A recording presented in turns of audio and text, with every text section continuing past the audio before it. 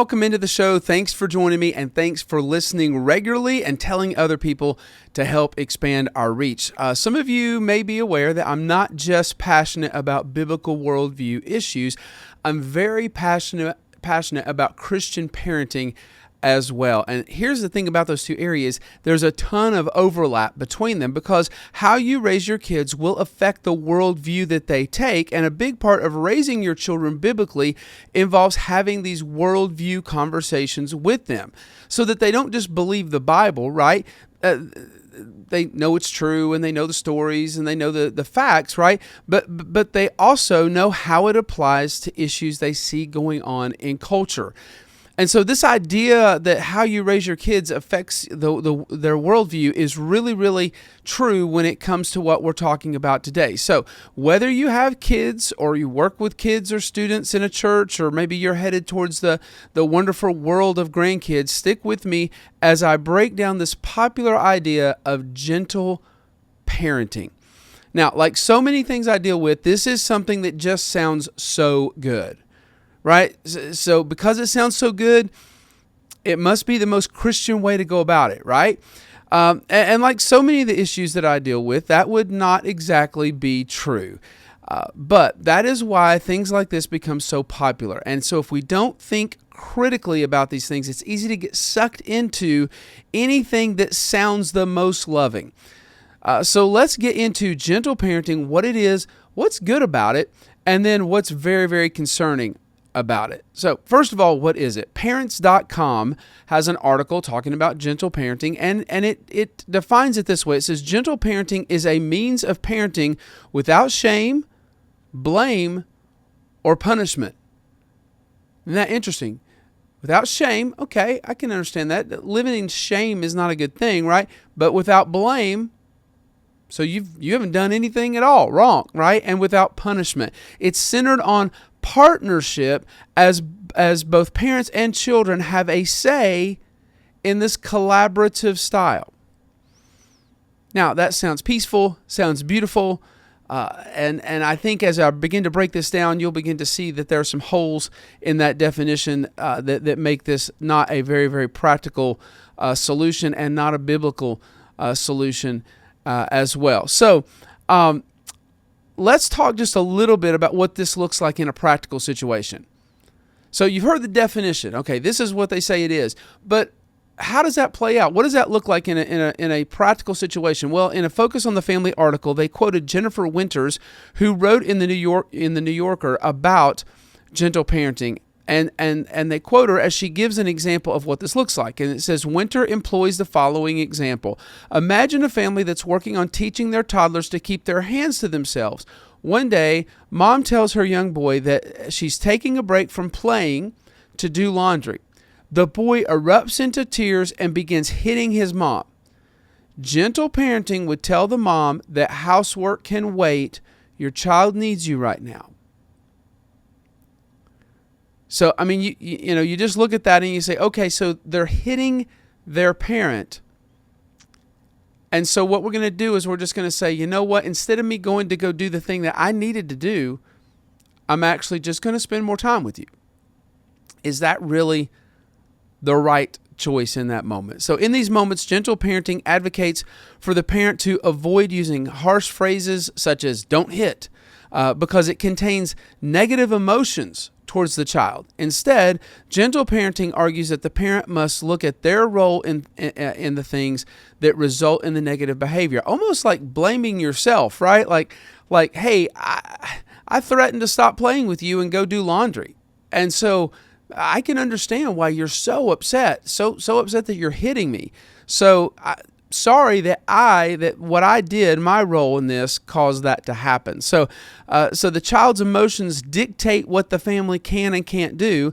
There are no negative consequences for the action. There's no talk of things being wrong. In many of the examples that I saw, the parent would just discuss with the child why they are feeling what they're feeling. Gentle parenting promotes never losing your temper, attempting to lead them to decide to do the right thing, validating all of their feelings. Basically, you seek to be their friend more than their authority. Now, we're going to obviously some of you already listened to what I've said and you thought, man, there's all kinds of problems with that. Yeah. So before I do that, let me try to look at the positives, which if you've listened to this, I try to do that on a lot of things. But there are some positives of the emphasis on gentle parenting. First of all, they emphasize not losing your temper and being extremely patient with your children. Both of those are fruits of the Spirit, right? Patience and self-control. If you are constantly yelling, you are probably doing it wrong, right? I'm sure every parent has at times needed to be a little adamant about what they needed to see done at that moment or what needed to stop being done. But it should not be the normal environment in your home that you are just losing control and screaming all the time. That should not be the case. And so that's a positive, this idea of gentleness, patience, self-control, okay? Another thing that can be a positive is that it emphasizes talking a lot to your kids, talking through the decisions and the situations. Now, while I don't agree with the way that they say to talk to your kids, I do think constant emphasis on talking through decisions with your kids can help them learn to navigate feelings and frustrations better, again, if it's done correctly. And so I'm going to come back to that. Another partial pro of the things that gentle parenting promotes is that it is clear that they want you to never frustrate or upset your kids. The example I already gave was an example of that. If me going to go do laundry is upsetting you, now I say partial pro because in that example, I don't consider that frustrating your kid, right? Your kids should learn to control themselves when other people have to go take care of responsibilities, right? Like that's crazy, right? But it is a partial pro, and the only reason I call it a partial pro is because it does make us mindful that we don't need to unnecessarily frustrate our kids, right? And that doesn't mean that we, again, worry about asking them to do something that they should do or stop doing something that they shouldn't do because that's going to upset them or that we're going to walk on eggshells around them. But Paul does say that parents should not frustrate their kids. Being extremely legalistic or perfectionistic or overly harsh, can frustrate your kids. So no matter what the methods that we use to correct the behavior or to try to shape correct attitudes, we should still have, that right attitude about us, still show respect to our children, not degrade them, not frustrate them, not put them down. But we can't worry about asking them to do the right thing or stop doing the wrong things because it's going to upset them. So it's just a partial positive, just because, yes, you don't unnecessarily frustrate your kids, but you don't blame yourself for creating the environment that all of their wrong behavior comes from either. So that's about all the good things I can say. And as we will see, you don't have to follow the gentle parenting model to be patient, to treat your kids with respect and talk through situations with them. Again, although the way that I would suggest you talk with your kids about those situations is very different than gentle parenting. So let's get into the things that are not good and are not biblical about it. Well, first of all, gentle parenting focuses too much on feelings instead of what is right and wrong and what the child is morally responsible for. A lot of the conversations that you hear gentle parenting gurus give as an example for us to follow sound more like your child's psychologist than their parent. They ask questions like, what were you feeling when you chose to do that? They seem to be so focused on helping the child feel good about everything so that they will begin to act the way they're supposed to act instead of actually just holding them responsible. Bernard Howard wrote an article about gentle parenting, and here's what he said. The first unbiblical concept is that bad behavior, he's talking about gentle parenting, is that bad behavior, the gentle parenting term is challenging behavior because they wouldn't want to say bad behavior, is caused by feelings produced by environmental external factors. So he says that's the first unbiblical concept, is that they're saying that the bad behavior is actually caused by feelings that are produced by environmental external factors. So did you catch that? Environmental factors produce the feelings. There was nothing you could do about the feelings because the environmental factors produced them, and therefore there was nothing you could do about the bad behavior because they came from the feelings. So psychoanalyzing your child and helping them understand their feelings is going to possibly help them change their behavior. Now, one of the problems with this is that they would say that you need to validate all of their feelings. That's why calling something wrong or calling it a sin is a no-no when it comes to gentle parenting. That could upset the child, make them feel like something's wrong with them. So you would never talk about that they have a moral responsibility that they should live up to. Now, just a shameless plug here, I would encourage you to go to my website, jimrichmond.net, and check out the blog that I wrote about the idea that it is your child's responsibility to control their emotions. If they're mad because a sibling took their toy, they're responsible for controlling their anger and dealing with the situation in a way that doesn't escalate that. The problem is that this is a huge pendulum swing probably from parenting from decades ago, where maybe parents didn't care at all what you're feeling, right? Like I don't care what you're feeling. And so yes, you may need to acknowledge some feelings, right? Hey, that was frustrating. I understand that. But you are responsible for controlling your emotions and your reaction to what happens around you.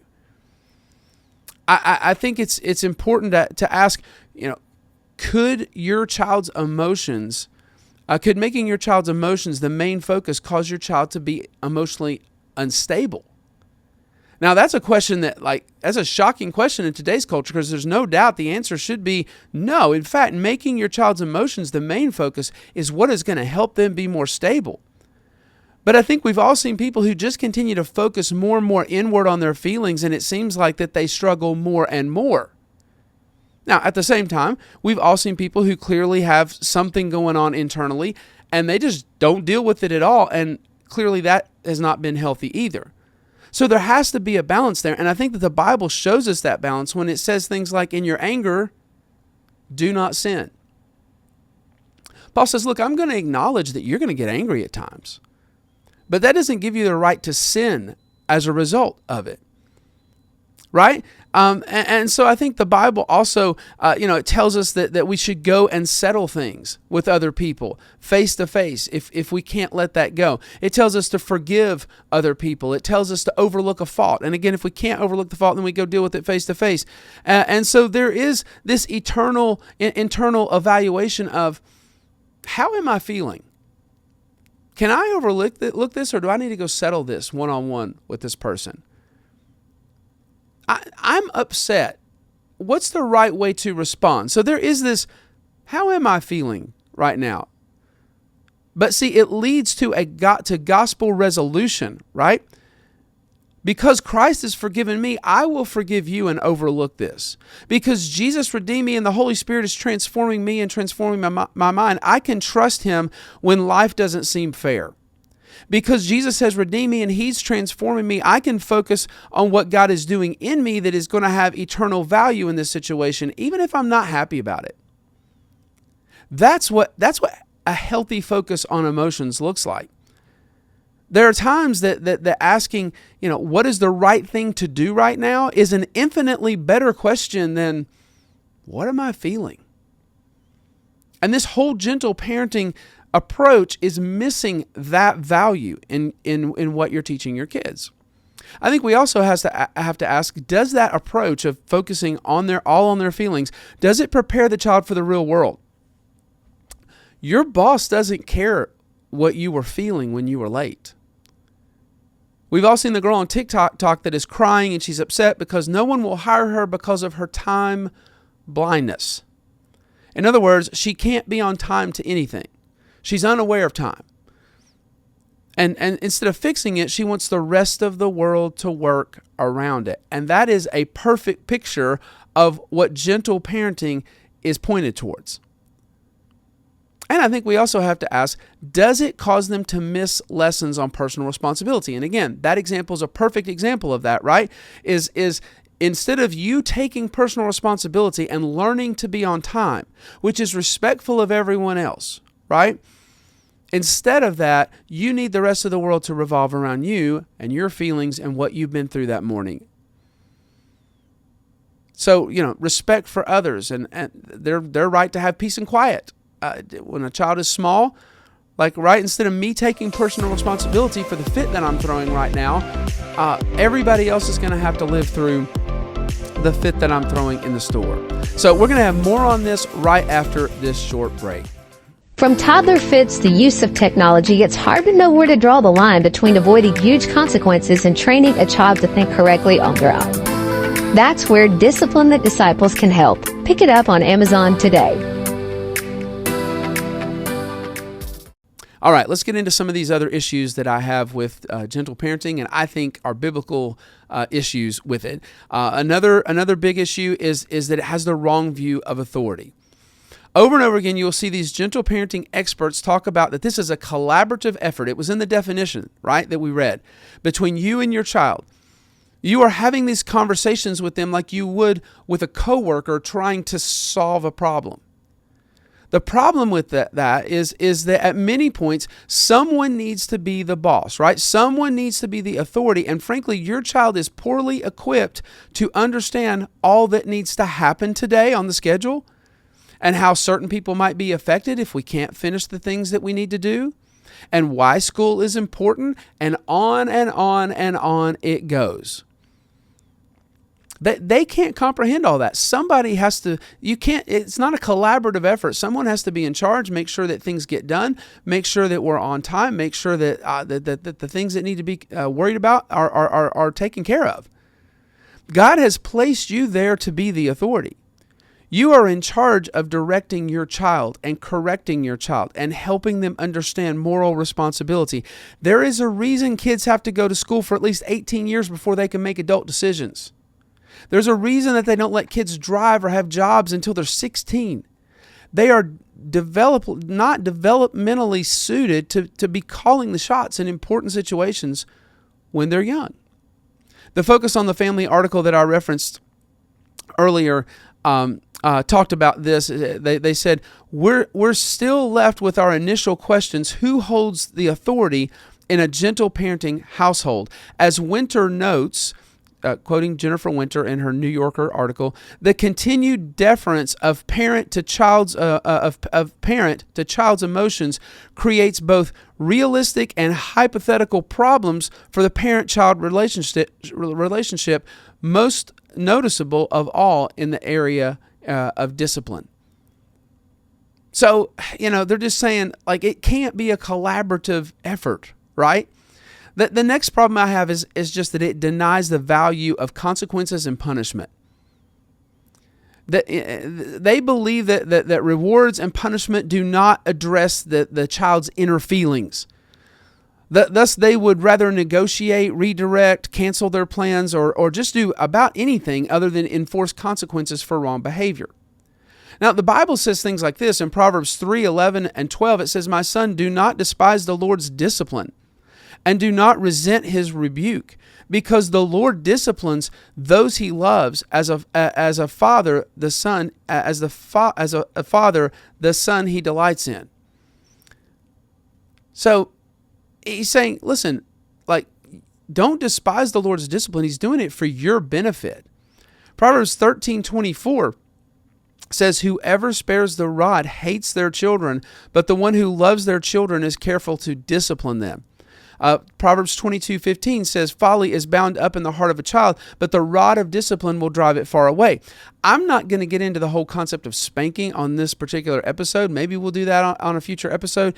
You can pick up my book, Discipline That Disciples, and there's a whole chapter in there about that issue. Obviously, abusing a kid, beating a kid, that kind of thing is not something that should happen. But it is interesting that the Bible consistently talks about that when a child is young and they don't really understand right from wrong, and they're trying to kind of gather their view of what is moral and what is right, that for them to have immediate consequences that are painful is part of what shapes that for them. Romans 13, 2-4, listen to what it says, and we've been in this passage before on other cultural issues, but it says, "Consequently, whoever rebels against the authority is rebelling against what God has instituted." Now, just think about that. Now, he's talking about governmental authorities in this context, but just take that particular phrase. Whoever rebels against the authority is rebelling against what God has instituted. God put the authority in place. If we just let you rebel against it, then you're rebelling against God. Why in the world would you want that for your kids? And it says, And it says, and they will bring judgment on themselves, for rulers hold no terror for those who do right. They don't have to be afraid, the people who do right. But for those who do wrong, those people do need to be afraid. Do you want to be free from fear of the one in authority? Then do what is right, and you will be commended. For the one in authority is God's servant for your good. But if you do wrong, this is still for your good, be afraid. For the rulers do not bear the sword for no reason. They are God's servant, agents of wrath to bring punishment on the wrongdoer. He says God sets up authorities, and again, he's talking about governmental authorities in this context, but guess what? The person who doesn't follow the laws of the land and respect the government's authority is likely a person who was raised in a home that didn't see and understand authority there. But it says that people who defy authority should be afraid because the authorities have the right to inflict punishment. Now, in the case of the government, the sword, literally the death penalty. The word discipline in the Bible can mean everything from verbal correction to painful consequences. The point is that punishment is part of biblical discipline, an essential item in the discipline toolbox. Bible scholar William Lane's definition of discipline captures all of its various facets. Listen to what he says. He says, the biblical concept of discipline, paideia is the Greek word, combines the nuances of training, instruction, firm guidance with those of reproof, correction, and punishment. What gentle parenting misses is, especially when kids are young, they don't reason at a high level. And so they only think in terms of, did this go well for me or did this not go well for me? And so you can and should still have a conversation with them about what they did, about what the right thing to do is. But that conversation may have to start with a swat on the hand or swat on the behind or removal of a privilege as they get older and taking some time to pray and then have that discussion. Why is that? Because it helps kind of bring immediate repentance and sorrow and help them understand that that behavior needs to stop and now it's time to listen.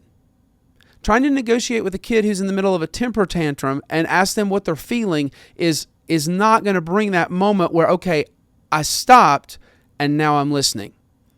Again, you should be in control. You should be patient. You should be loving. You should be respectful. You can do all of that and follow the biblical method as opposed to what they're suggesting. Another issue that I have with this is it's based on humanism. Humanism says that man is essentially good. If we treat the person well, put them in the right environment, his goodness will just come out of him. And that's very deceiving because truly certain environmental factors lead to certain temptations, right? If you are extremely poor, the temptation to get money and resources in nefarious ways is going to be greater. But humanism would say you're not responsible if you head down that road. The Bible would say, let him who stole steal no more, but rather let him labor so that he has something to give to others. In other words, you're still morally responsible for how you handle the situation. This is why gentle parenting believes that if you stay patient and you stay calm and you ask questions about how they're feeling, the goodness in your kids will just emerge. In her book, Good Inside, Dr. Becky writes, and it's about parenting, and she's a gentle parenting advocate. I truly do believe that we are all good inside, she says.